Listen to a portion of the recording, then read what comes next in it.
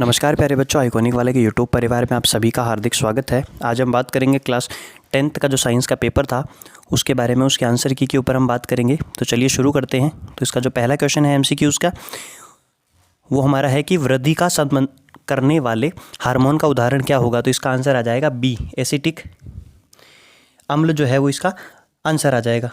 अगला क्वेश्चन है हमारे पास कि मस्तिष्क का कौन सा भाग शरीर की संस्थिति और संतुलन के लिए उत्तरदायी है। तो इसका आंसर आ जाएगा अनुमस्तिष्क, इसका आंसर हो जाएगा। बढ़ते हैं अगले क्वेश्चन की ओर।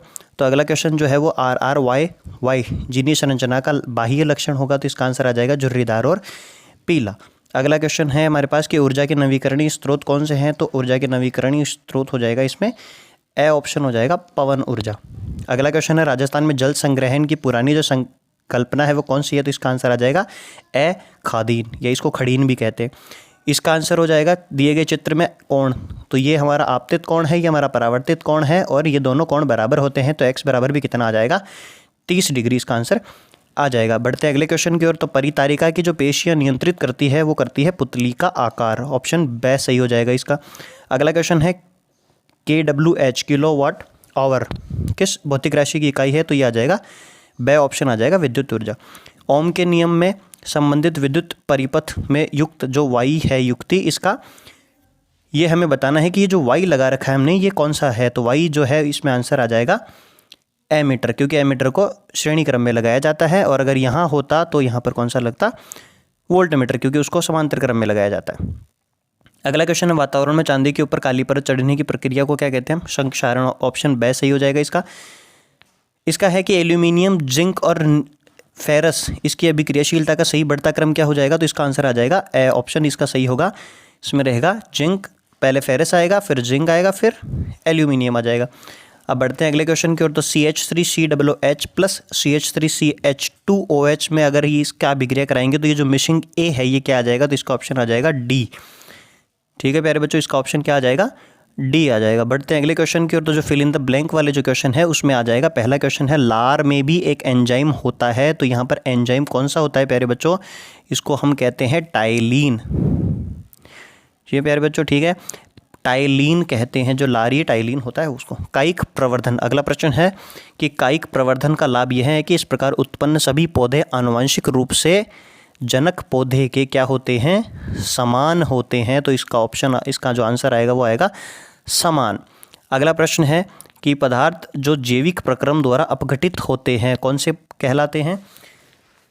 जो पदार्थ जैविक प्रक्रम द्वारा अपघटित होते हैं, इसका आंसर आप बताइए प्यारे बच्चों कमेंट में क्या होगा। इसका आंसर आप क्या लिख के आए हैं, फिर हम बात करेंगे।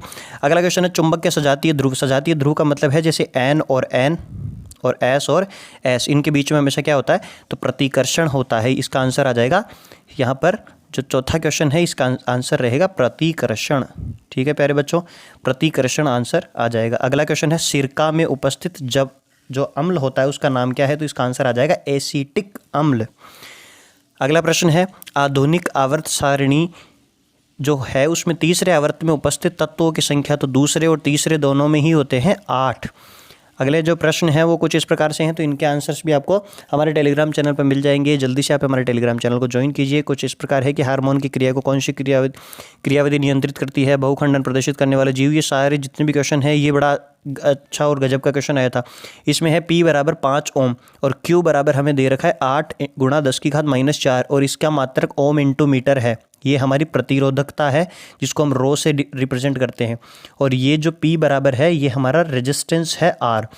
तो इसमें लिखा हुआ है कि अगर हम क्या करें, चालकों की लंबाई आधी कर देते हैं। तो चालकों की लंबाई आधी करने से हमने पढ़ा हुआ है कि अगर प्रतिरोध के लिए अगर लंबाई आधी करते हैं तो ये तो इसके समानुपाती होता है, तो ये भी आधा हो जाएगा। जितना ये लंबाई कम होगी उतना ही प्रतिरोध भी कम हो जाएगा।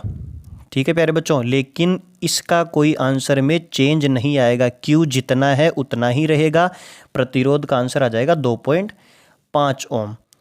कुछ इसी प्रकार से आगे की क्वेश्चन है कि दो चुंबकीय क्षेत्र रेखाएं एक दूसरे को प्रतिच्छेद क्यों नहीं करती है। तो ये इसलिए प्रतिच्छेद नहीं करती है क्योंकि इसके जो कटान बिंदु के ऊपर क्या होता है, कटान बिंदु के ऊपर जो हम स्पर्श रेखा खींचते हैं वो उसकी दिशा को बताती है, जबकि चुंबकीय क्षेत्र रेखाओं की एक ही दिशा होती है, इसलिए ये एक दूसरे को काटती नहीं है। अगला क्वेश्चन है, किसी विद्युत धारावाही परिनालिका के भीतर और उसके चारों ओर चुंबकीय क्षेत्र रेखाएं प्रदर्शित करने के लिए चित्र बनाइए। तो परिनालिका हमें बनानी थी और परिनालिका के बाहर क्या करना था। परिनालिका क्या होती है, एक बेलनाकार वस्तु, इसके चारों ओर क्या लपेट दिए जाते हैं, इस प्रकार से तार लपेट दिए जाते हैं और फिर क्या करते हैं, इसमें करंट फ्लो करवाते हैं। तो इसके अंदर और बाहर चुंबकीय क्षेत्र रेखाएं प्रदर्शित करनी थी। तो अंदर चुंबकीय क्षेत्र रेखाएं कितनी होती हैं प्यारे बच्चों, 0 होती है। बाहर जो है वो हमें प्रदर्शित करनी है कुछ इस प्रकार से। इसी टाइप से जितने भी सारे छोटे छोटे और जो भी क्वेश्चंस हैं, आपको इसका आंसर हमारे टेलीग्राम चैनल पर मिल जाएगा। जल्दी से जाके आप उसको ज्वाइन कीजिए और इसकी कंप्लीट आंसर की आपको बहुत ही जल्द मिल जाएगी। और ये जो भी क्वेश्चंस हैं हमने पहले से बता दिए थे, तो टेलीग्राम चैनल पे हमने पहले से एक पोस्ट की थी, एक PDF, और ऊपर से हमने एक वीडियो भी अपलोड किया था जिसमें अधिकतर क्वेश्चंस जो है वहीं से आए हैं। तो आगे के पेपर के लिए आपको हमारे चैनल को सब्सक्राइब करना है ताकि मैथ्स का पेपर भी आपका इतना ही शानदार तरीके से जाए, बहुत ही आसान तरीके से। जितने भी क्वेश्चंस हैं हमने सारे पहले से ही बता रखे हैं। तो बहुत ही मज़ेदार ये पेपर रहा था, बहुत ही शानदार ये पेपर है। तो अब आगे के पेपर के लिए हमारे चैनल को सब्सक्राइब ज़रूर कीजिए और वीडियो को लाइक कीजिए।